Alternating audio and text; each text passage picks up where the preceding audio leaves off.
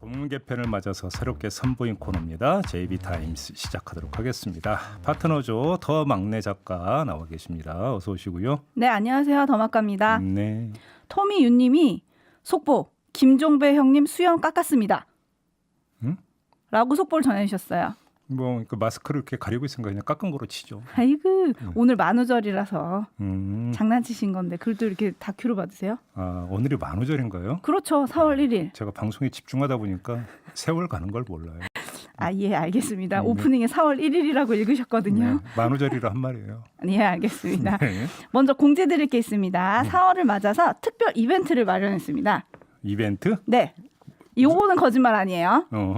어떤 이벤트인데요? 오늘부터 15일까지 시선집중과 소통해준 촌철님들 중에 매일 20분께 커피 쿠폰을 쏩니다. 만우절이라 하는 얘기 분명히 아니죠? 아닙니다. 네. 거짓말 아니고요. 네. 짧은 문자 50원, 긴 문자 100원의 이용료가 부과되는 문자 샵 8001 또는 스마트 라디오 미니에 댓글 남겨주시면 되고요. 네. 듣기만 해도 행운이 쏟아지는 4월 이벤트입니다. 이 얘기는 무슨 얘기냐? 제가 소개하지 않아도 20분을 꼽는다는 얘기입니다. 네. 자, 제이비도 긴장하게 하는 촌철님들의 빛나는 촌철 네. 기다리겠습니다. 아, PD가 유능하네. 그러니까 이 쿠폰을 지금 확보해 온 거잖아요. 그죠? 네, 잘하고 있어요. 네. 알겠습니다. 네, 저한테도 가끔 한 잔씩 줘도 되는데. 아이고, 네, 금요일 시사 카페 시간에. 아, 맞아. 그거 네네. 제작비로 지급하는 거 맞죠? 확실히. 맞습니다, 네. 맞습니다. 지금 많은 분들이 좋아하고 계시네요. 박호열님, 와 커피다. 호열님 여기다 쓰시면 안 되고요. 샵 8001 또는 스마트 라디오 미니 게시판에 써주셔야 합니다. 네. 그리고 온집님이 머털도사가 수염을 깎으면 길을 잃는 것과 같습니다. 그렇죠. 해주셨네요. 네, 삼손은 머리카락, 저는 수염. 알겠습니다. 네, 이렇게 정리하겠습니다. 얼른 마스크를 벗고 그러게 제이비의 마스크 수염을 벗는 보는 좀 날이 나와야 될 텐데요. 빨리 왔으면 좋겠어요. 네. 그렇습니다. 네. 자, 그리고 시선 집중은 유튜브로도 생중계가 되고 있습니다. 좋아요 꼭, 구독 꼭 눌러주시고요. 공유도 널리 부탁드리겠습니다. 예. 그런데 마이티 완즈님이 아침부터 부지런하게 싫어요 2개는 뭐지? 어머, 3개 됐다. 방송 시작 한참 전에 싫어요가 2개가 꾹 눌러져 있었거든요. 아, 이분들은 제가 볼 때는 시선 집중과 영혼도 함께하는 분들이에요. 아, 왠 줄 아세요? 왜요? 시선 중에 그 모토 가운데 하나가 삐딱선언입니다. 아하. 그죠? 그걸 몸소 실천하고 계시는 분들이지. 아, 이벤트에 더 싫어요가 늘어나면 안 되는데 지금 3개 됐거든요. 아, 예. 아, 괜찮습니다. 뭐 싫어요도 관심이니까 받아드리겠습니다. 그럼. 예. 네, 이왕이면 좋아요 눌러주시면 감사하겠고요. 예. 자, 그리고 잠깐 AS 갈 건데요. 이맹호 님이 네. 저희가 어제 서울시 의원 2분하고 네. 두 여야 후보의 공약을 좀 점검을 해봤잖아요. 그랬죠. 그랬더니 이맹호 님이 김종배 님 네. 부산시장 공약도 좀 점검해 주세요. 해야죠. 김영선 님은 네. 김종인이 복은 있나 봐요. 왜요? 가는 곳마다 끝은 이기니 해주셨는데 네. 제이비는 부산 판세 어떻게 보십니까? 부산 판세요? 네. 지금 뭐 판세라고 하는 것들을 우리가 지금 그 가늠할 수 있는 건 딱 창고가 2개밖에 없잖아요. 하나는 여론조사 결과, 그다음에 또 하나는 바닥을 훑고 있는 선거운동하는 사람들의 체감. 네. 그죠? 근데 후자는 우리가 뭔가 공유할 수 있는 부분은 아니고, 그러면 여론조사만 갖고 이야기를 해야 되는데 그건 뭐 세상이 다 알고 있지 않습니까? 그렇지 않나요? 네, 정답이죠. 예, 알겠습니다. 지금 삐딱산 타신 분들이 6분으로 늘고 계십니다. 싫어요가?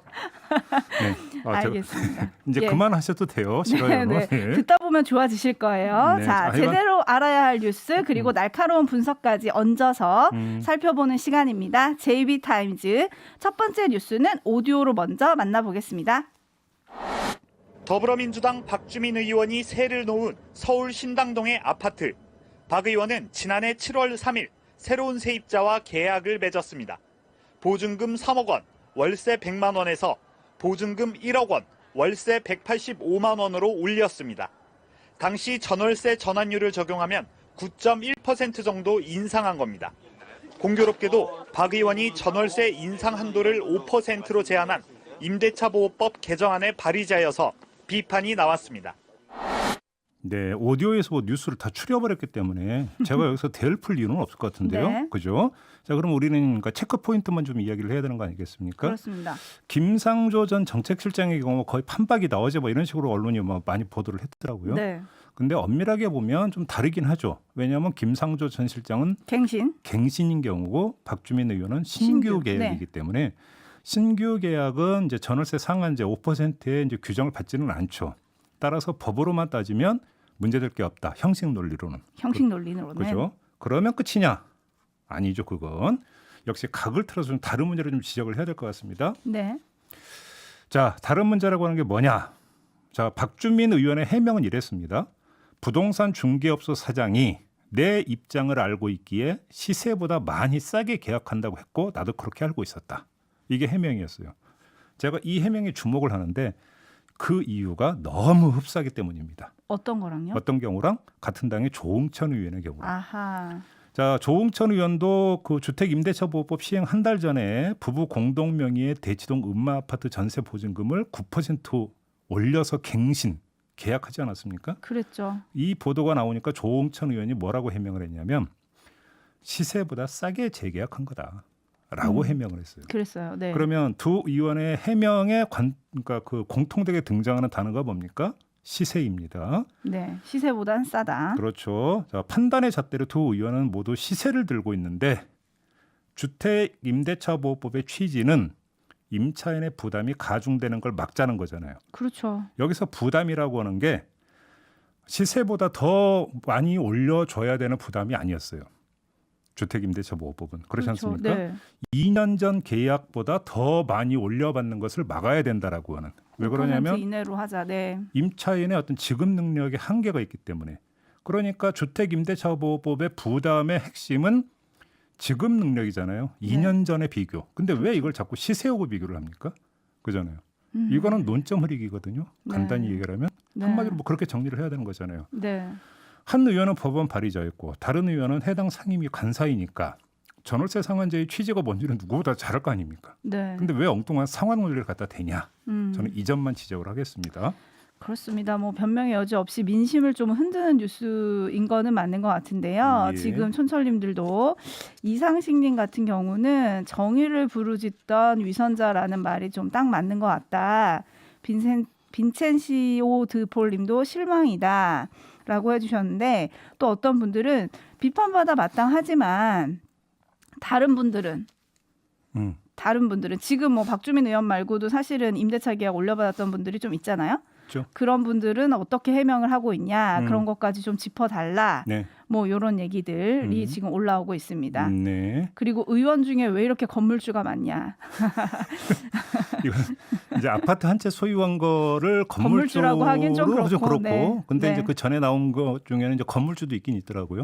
그렇습니다. 그렇죠? 그리고 신규 계약이 그 법에 해당이 안 된다고 해서 뭐 이렇게 한 거는 좀 그런 거 아니냐. 그러니까 이거를 이제 쉽게 말하면 제가 조금 전에 이제 주택임대차보호법의 취지를 이야기를 했잖아요. 네, 네. 그러니까 무슨 얘기냐면 자꾸 법 논리를 들이대면 이건 갱신 계약할 때 상한제 들은 거지 신규 계약할 때는 아니니까 나는 아무 문제가 없어. 그래서 법 논리는 맞아요. 네. 근데 제가 취지를 이야기하는 것은 대한민국 사회에서 주택을 임차해서 살고 있는 사람이라면 상대적으로 의리죠. 그렇죠. 네. 그러면 의뢰 부담을 최소화해 줘야 된다라는 게 그러니까 재정의 취지잖아요. 네. 그럼 그렇게 놓고 본다면 신규고 갱신하고 그렇게 꼭 엄밀하게 구분돼야 되느냐? 이런 질문은 얼마든지 던질 수 있는 거잖아요. 네, 그렇습니다. 그러니까 시세 얘기는 더 이상 하지 마시라 이 말씀을 드리고 싶은 거예요. 네, 지금 남경님이 국민의힘 의원들도 조사해보자 더 할 것 같습니다. 뭐 이렇게 보내주고 계신데 일단 네. 다음 뉴스를 듣고 얘기를 또 나누겠습니다. 한무경 국민의힘 의원이 이번 재산 공개에서 신고한 농지는 강원도 평창군 34개 필지, 면적은 3만 5천 평, 11만 4천 제곱미터에 달합니다. 한 의원은 이 땅을 지난 2004년과 2006년 그리고 2017년에 차례로 사들였습니다. 한창 평창올림픽 유치가 추진되던 시기라 투기가 의심된다는 보도에 한 의원은 선거철 흑색 선전일 뿐이라며 자신이 농지를 산 목적은 은퇴 후 전원 생활이라고 말했습니다. 기사님은 삶에 있어서 가장 중요한 게 뭐라고 생각을 하세요? 저는 사람이 나이가 들면은요 가장 중요한 게 물과 공기, 자연이라고 생각을 하고. 네. 아, 예, 물과 공기. 자, 근데 여기서 이제 조금 전에 기자 리포트 이게 MBC 보도예요, 어제. 네, 맞습니다. 기자 리포트인데 11만 제곱미터라고 이야기를 했잖아요. 근데 이거 말고 더 있어요. 더 있어요. 바로 옆에 땅이 있는데 아들한테 증여한 땅. 네. 그러니까 이제 법적 소유주는 아들로 되어 있는데 요거까지 합하면 땅의 규모가 27만 제곱미터. 합쳐서. 네. 감이 안 오죠? 요걸 그러니까 요거를 그러니까 평으로 어떻게 이렇게 바꿔야 되는데. 네. 축구장 38개 규모. 38개? 축구장. 예. 축구장 기준으로 38개 크기의 땅을 산 건데 2004년부터 사들이기 시작했다는 거잖아요. 네. MBC 보도를 보니까 2004년이 뭐냐? 평창 동계올림픽 유치를 추진하던 때다. 그렇죠. 그리고 당시 한무경 의원은 어디에 있었느냐? 대구 경북에서 사업하고 있었다. 아하. 자, 그러면 뭐 물 다 자연 다 좋은데요. 농사 지으려고 한다는 거잖아요. 전원 생활하면서. 네. 근데 축구장 38개를 어떻게 농사를 지어요? 삽질하고 그 호미질을 그 축구장 38개 한번 해보는 걸 상상을 해보세요. 상상이 되십니까? 사람 사서 한다 그러겠죠 뭐. 예. 네. 그다음에 또 한 명이 있습니다. 어제 MBC 보도를 보면은 국민의힘 소속이었다가 탈당을 한 박덕흠 의원. 하하, 왜 안 나오나 했습니다. 그분 이름이. 네. 이 의원의 부인이 2006년부터 2014년까지 강원도 홍천의 땅 3만 1,000제곱미터를 사들였다고 하고요. 제주 서귀포시의 3,000제곱미터 과수원도 2002년에 사들였다고 합니다. 당시 주소지는 서울이었어요. 서울에서 홍천까지는 70km입니다. 네. 서울에서 제주까지는 헤엄쳐 가거나 배 타고 가거나 비행기 타고 가거나 네. 과수원 가서 농사 지으려고 비행기 타고 간다. 이런 이야기가 되는 거 아니겠습니까? 아무튼 제가 지금 홍천과 제주만 이야기를 했는데 전국에 걸쳐 보유하고 있는 토지의 토지 가액만 계산해 보니까 220억이더라. 이게 MBC 보도입니다. 네. 220억. 막 규모가 엄청나네요. 그러니까 어제 MBC 보도로 보니까 지금 국회의원 가운데 금액으로 따져서 그 최고 금액의 토지 보유자는 박덕흠 의원이고 최다 면적의 보유자는 한무경 의원이더라. 뭐 이런 거더라고요. 저 보도 보니까. 네. 자, 주목할 점은 네. 이들이 사들인 토지가 모두 농지라는 겁니다. 농사를 농지. 그렇죠. 농사 짓겠다면서 사들인 토지잖아요. 조금 전에 제가 말씀드린 건데 축구장 38개 농사를 도대체 어떻게 지으려고 지금 이러는지 잘 모르겠는데 그다음에 비행기 타고 가서 과수원 가꾼다라고 하는 게 상식적으로 말이 되는 겁니까? 그잖아요. 자, 네. 뭐 박덕흠 의원은 뭐 탈당했으니까 우리 당 소속 아니니까 모르겠다 이렇게 해버리면 저는 할 말은 없는데 그러면 지금 당 소속인 한무경 의원 국민의힘에서 어떻게 대처할지 저는 이게 궁금한데 제가 힌트를 드리면 이미 답은 나와 있다. 네. 저 임의적인 어떤 해법이 아니라 국민의힘에서 이미 내놓은 해법이 있다.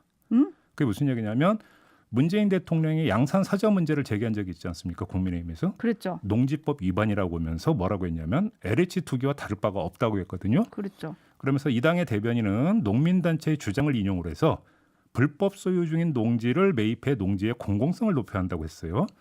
이때 어떤 톤과 이때의 방향과 이때의 어떤 시각을 기초로 해서 처리를 하면 되지 않을까 이렇게 생각합니다. 본인들이 했던 말을 되새겨봐라 이 말씀이신데요. 그렇습니다. 자, 촌철님들 또 화가 나기 시작했습니다. 아침부터. 네. 7587님, 툭하면 은퇴 후 농사라고 하는데 농사가 그리 쉬운가요? 농민들 얼마나 힘든데 해주셨고 38만 장이 축구장 38개 크기면 우리가 이제 영화에서 종종 보는 외국 보면은 비행기로 농약 뿌리고 막 이러잖아요. 그렇죠, 그렇죠. 이 정도 수준 되는 거 아니에요? 레드헤어님이 정리해 주셨어요. 네. 전국의 축구팀 다 모아서 전원생활 하려나 보다 네. 해주셨고요. 네. 바로 그 녀석님이 고려말 대농장을 보유한 권문세족이랑 뭐가 다릅니까? 오, 이야. 해주셨고 네. 김희엽님이 지역구 때문에 그러는 거면 공천제도를 바꿉시다. 아니요, 지역구하고 상관도 없어요. 지역구 공천은 공천 지역 10년 이상 거주자만 공천합시다. 뭐 이런 얘기를 해주셨는데 네. 그리고 진여얼님이 야 3만 평 농사 지으려면 뼈골 빠지겠네요. 해주셨고 네. 초원님은 믿을 만한 정치인 어디서 찾나 근데 해주셨는데. 제가 이건 좀 확인을 해봤는데 지금 우리 법으로 소작을 금지하고 있지 않나요? 그렇죠. 그죠? 네. 그럼 본인이 직접 지어야 되는 건데. 근데 사실은 또 그렇게 안 하는 분들도 많을 거고요. 그러니까요. 그리고 요것도 주목해야 되는 게 MBC가 지금 의원 4명 중에 1명이 농지를 갖고 있다. 요게 이제 착안을 해서 조사를 들어간 거예요. 300명 가운데 네. 4명에 1명꼴로 농지 갖고 네. 있다. 그래서 진짜 농부인지 여의도 농부의 실태를 전수조사해서 지금 보도를 하고 있는 거거든요. 오늘도 추가 보도가 있다고 합니다. 그래요? 요것도 시선 집중해 보면 좋을 것 같고. 네, 뉴스 좀 봐야겠네요. 네네. 네. 다음 뉴스 들어볼까요? 박철환 안동지청장 아마 이름이 낯익은 분들도 계실 텐데 이 박철환 안동지청장이 윤석열 전 검찰총장의 정치 참여를 비판을 했어요. 어제 보니까 이제 서울신문이 단독 보도를 했던데 네. 검찰 내부 통신망에 글을 올려서 뭐라고 주장했냐면 전직 총장이 어느 한 진영에 참여하는 형태의 정치 활동은 아무리 생각해도 검찰의 정치적 중립성과 독립성에 대한 국민적 염원과 모순돼 보인다. 오호. 검찰의 정치적 중립성과 독립성을 늘리는 방향이 무엇인가를 최우선적으로 고려해 줄 것으로 믿는다. 이렇게 이야기를 했습니다. 네. 현직 검사의 실명 비판 이번 첫 번째죠. 그렇습니다. 예를 들어서 이제 그 언론이 그 윤석열 전 총장이 이제 그 대선 도전서를 보도할 때 익명으로 어떤 뭐 그러니까 몇 명을 그러니까 입장을 보도한 적은 있었는데 자기 이름 석자 걸고 비판하기는 처음이죠. 네. 이 박철원 지청장은 검찰개혁 갈등 과정에서 여러 번 정부를 비판했던 검사예요. 그다음에 뭐 일각에서 원칙주의자다 이런 식으로 어떤 또 평가도 나왔던. 그래서 저도 기억을 하는데 네. 이름을 이 검사의 실명 비판을 보면서 검찰의 중립성과 독립성이라는 가치의 실현 정도를 재는 리트머스 시험지로 다른 걸 설정할 수도 있겠다 이런 생각을 했습니다. 다른 걸 설정할 수 있겠다? 무슨 얘기냐면 윤석열 총장의 행보가 아니라 그런 행보를 바라보는 현직 검사들의 대응이 하나의 리트머스 시험지도 될 수 있겠다 이런 생각을 한 거예요. 왜냐하면 어차피 검찰의 정치적 중립성이나 뭔가 독립성이라고 하는 건 이건 추상적 가치잖아요. 네. 이거는 구성원들의 실천적 노력을 통해서만 구현되는 거 아니겠습니까? 이건 누가 보장해주고 말고 하는 문제도 아니잖아요. 자 그러면 정말로 현직 검사들이 검찰의 중립성과 독립성이 최고의 가치라고 여긴다면 그러면 일단 응답을 해야죠. 윤석열 전 총장의 그 정치 행보는 여기에 위배되는 것이냐 아니냐. 그다음에 위배된다고 본다면 그러면 어떻게 대처할 것인가. 이거에 대해서 검사들이 이야기를 하는 것이 맞는 거 아닌가요? 그리고 그런 이야기가 터져 나올수록 검찰 조직은 살아있다는 평가가 되겠죠. 예를 들어서 그런 거 아니겠습니까? 네. 그렇게 놓고 본다면 윤석열 전 총장 개인의 어떤 행보도 물론 대단히 중요하지만 네. 그것이 검찰 조직으로 되돌아가서 미치는 영향이 있으니까. 하지만 그것이 현재 검찰을 구성하고 있는 현직 검사들이 그런 행보에 어떻게 대처할 거냐. 이게 더 중요한 문제일 수도 있겠다. 이런 생각을 해봤어요. 과연 현직 검사들이 실명으로 더 비판 대열에 합류를 할 것이냐 안 할 것이냐 이것도 뭐 관전 포인트라고 언론들이 기사에 쓰긴 썼던데 네, 지켜보도록 하고요. 예. 홍성익 님이 네. 그땐 윤석열 총장의 정치 행보를 몰랐나? 뭐 이렇게 보내주셨어요. 네. 몰랐나? 박철원 지청장이 사실은 이 글을 쓰면서 윤석열 전 총장의 퇴임 글에 달았던 자신의 댓글도 같이 소개를 했거든요. 뭐라고 적었냐면 정치 활동 등 사적인 이익을 위해 조직과 권한을 활용했다는 프레임을 통렬히 깨부수어 주셨으면 한다. 바로 그거죠. 요렇게 댓글을 달았는데 지금 보니 그게 아닌 것 같다. 이 말씀이시잖아요. 간단히 이야기하면 이런 거잖아요. 자, 윤석열 총장이 총장으로 재직하는 동안에 보여준 모습이 네. 나중에 보니까 아, 이 사람은 정치 검사였더라. 라고 만약에 규정이 내려진다면 총장으로서 했던 행동 자체가 그 정치 검사라는 프레임 속에서 재해석이 될 거 아니겠습니까?